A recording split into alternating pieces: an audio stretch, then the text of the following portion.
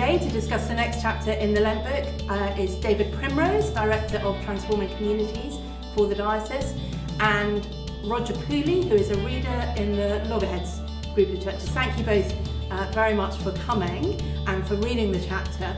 Chapter 2, what we measure controls us. That was a really interesting way of thinking about the world, isn't it? What we measure controls us. What sort of things do we measure and therefore count as very important? What sort of things is he talking about in the chapter?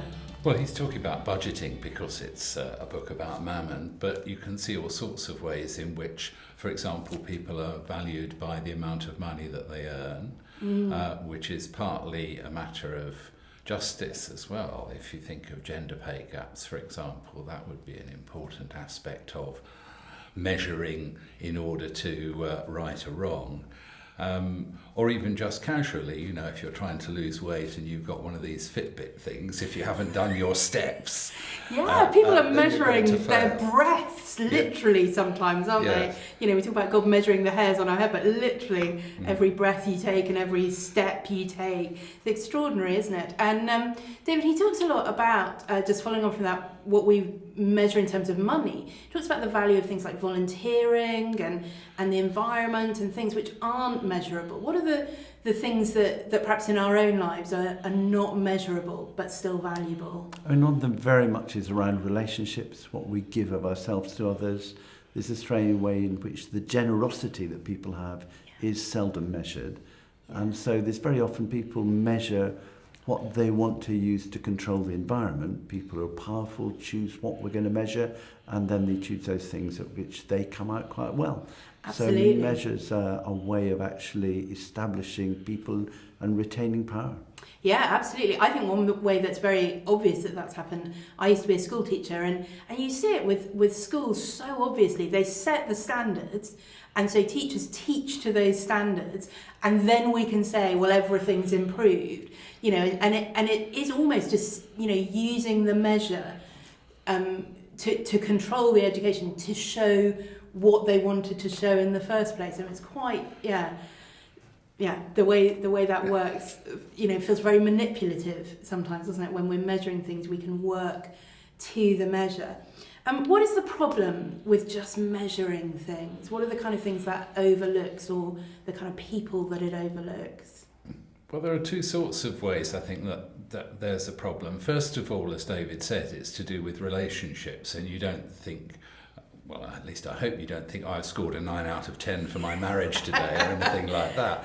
We're recording this just after Valentine's Day, so I hope you did score very well. I bought the card, it's all right. But in other ways, of course, then measuring can just give you a clue of what's going on. As you give the example of schools, you know, the data, I'm a school governor, and the data drives a lot of what you do. But then on top of that, everyone is aware that you're dealing with a bunch of young, impressionable individuals who are looking to teachers maybe as role models, who are very well aware of where they stand in the pecking order of friendships.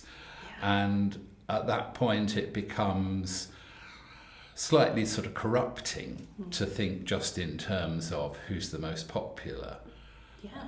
Yeah, and yet it's a thing. I mean, certainly when I was at school, you know, you knew who was higher up and lower down, and I just heard a teenage friend of mine, you know, talking in exactly those terms recently. I just, gosh, it's awful, that, you know, social hierarchy that's so clearly established. He uses various stories from the life of Jesus to help us think about how we might transform our ideas of what we measure and what matters. Particularly the story of Zacchaeus, but also the blind beggar and the moneylenders in the temple. How does Jesus just overthrow some of that way that we would normally measure and therefore value things? I mean, just beginning with Zacchaeus, he was a little man. That's what everybody knows. And there's something measuring about his actual height that in our society people look down on. And we go through, there's some people even wear hats, and by virtue of wearing a big hat, they look a bigger person. I mean, it's that classic, is it the Not on the 9 o'clock news sketch, isn't it? I look down on you and I look up to you. Yeah. Literally played out. So before we even begin to think about Zacchaeus and money, we've already had this stigma that goes with just being a smaller person. And even if we look at gender, the fact that usually women are shorter than men just propagates that sense of big is good. Yeah. And that sense of measuring just gives and retains those with power in positions of power.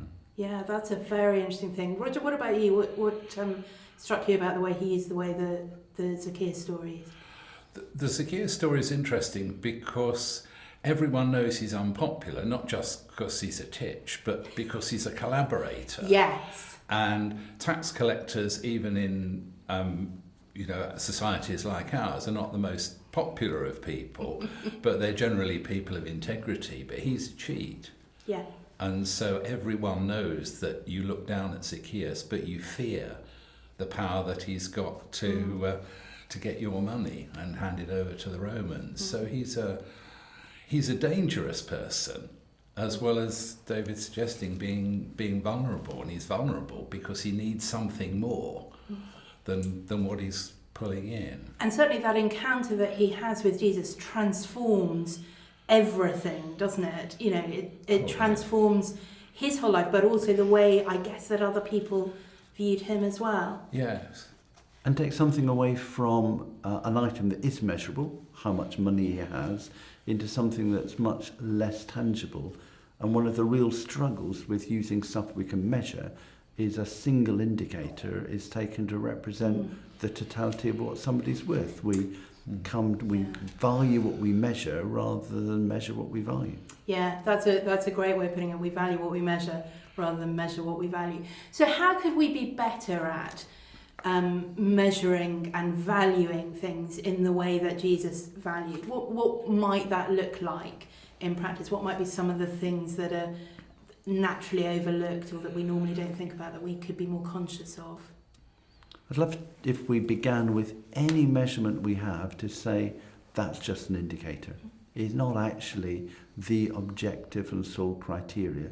So every time we came up with any number, we actually had the humility to say that is one indicator. What does it point towards rather than it being the answer in itself? Yeah, great. Roger, anything to add to that?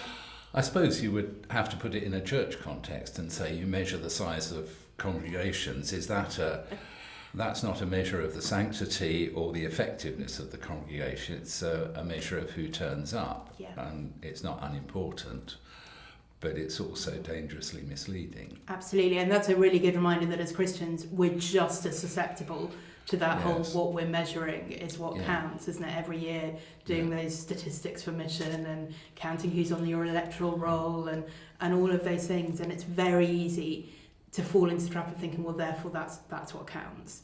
You know, I visit about 40 different churches in the course of a year, and I would say in the majority, when I arrive, they'll tell us, oh, there's less people here than usual, and it's not because they knew I was coming, but they feel obliged to say, no, there really are more of us. There really are more, yes. and I just rejoice the fact that anybody's there, and I love the fellowship, whether it's 6 or 60 or 160. Yeah. Great. I'd love to leave you with a challenge this week, and the challenge is to stop and notice when you are measuring something. So it might be your steps on your Fitbit, it might be a school exam result, anything which you notice, oh, I'm measuring that. And just step back for a moment and think, well, what are the other things that are related to that? What are the things that matter and the things that you value around that more than just the number itself?